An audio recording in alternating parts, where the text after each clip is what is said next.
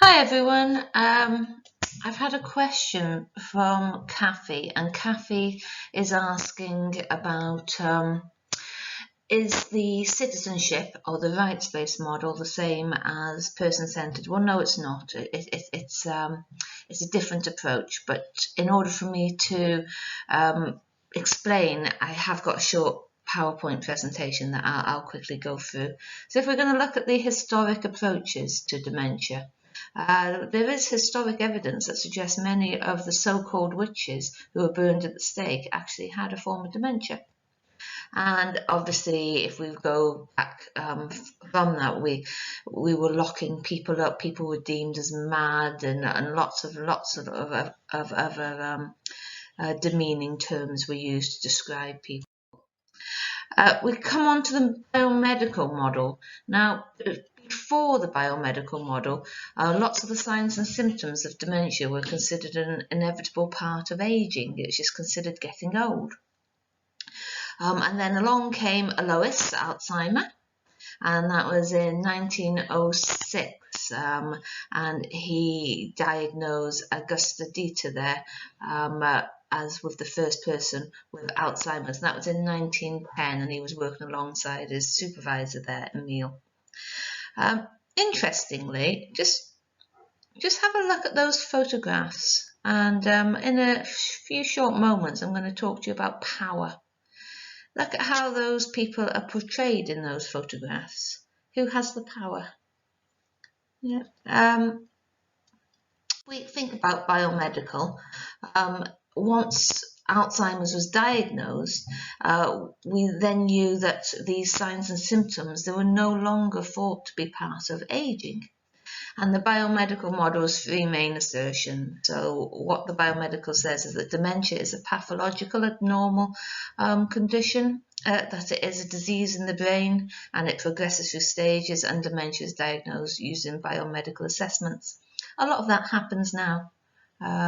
So we diagnose dementia through these biological assessments still. Then along came person-centered. So in the 1990s, we had Kitwood in the UK, and Kitwood based his new theory of personhood. And there's the definition of personhood there. So it's a status or standing that's bestowed on one human being by another in the context of relationships or social beings. So let's think about that. You see the person there in the middle. So, and there, say, is the staff member, that's the family member, that's the doctor, the nurse, the whoever.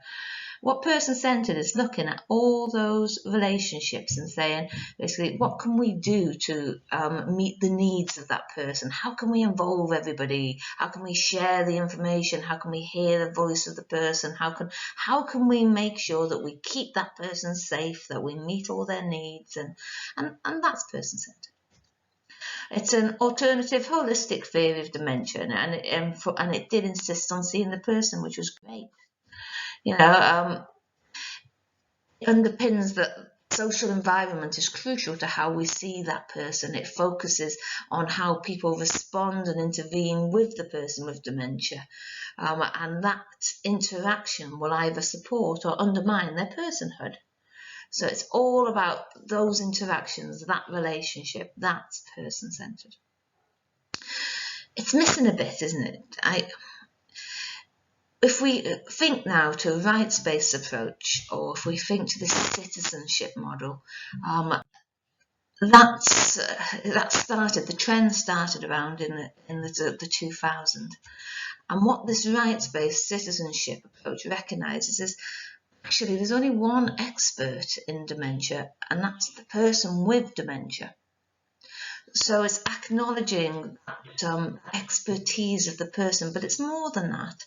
It's looking at the impact of dementia on the social and cultural diversity, and it's thinking about how differences can impact upon that person. So, for example, what would it be like to have dementia from a lesbian, gay, bisexual, transgender point of view? So it's looking at all sorts of aspects of the whole person, and it acknowledges the views and expertise and value in that person. So the rights-based model It's all about distribution, equal power to people rather than a tokenistic approach. So how can I explain that? What do I see? In my training, sometimes I'll have somebody say, well, yes, we involve people with dementia in our care provision. Whenever we're interviewing a new person, a new carer, we have a person with dementia on the interview panel. I think, okay, great. So that person has a say whether that care staff member is going to be employed. But my question would always be, well, was that person involved initially? So was that person involved in the job specification? Was that person involved in considering what questions to ask that staff member? Was that person involved after the interview process? After the induction process, did that person have equal say? Or are we just saying that person's there for a token? That's tokenistic. So if you're going to distribute equal power, then we need to be distributing power. It's about involving and sharing and delegating the responsibility of the provision with everybody, including the people who have dementia.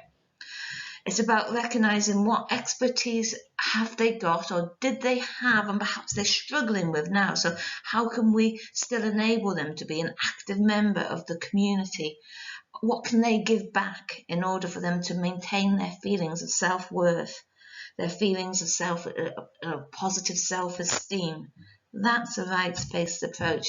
It's avoiding risk-adverse processes and recognising that there is a life is there to be lived. Nobody has the right to tell somebody that's how to live.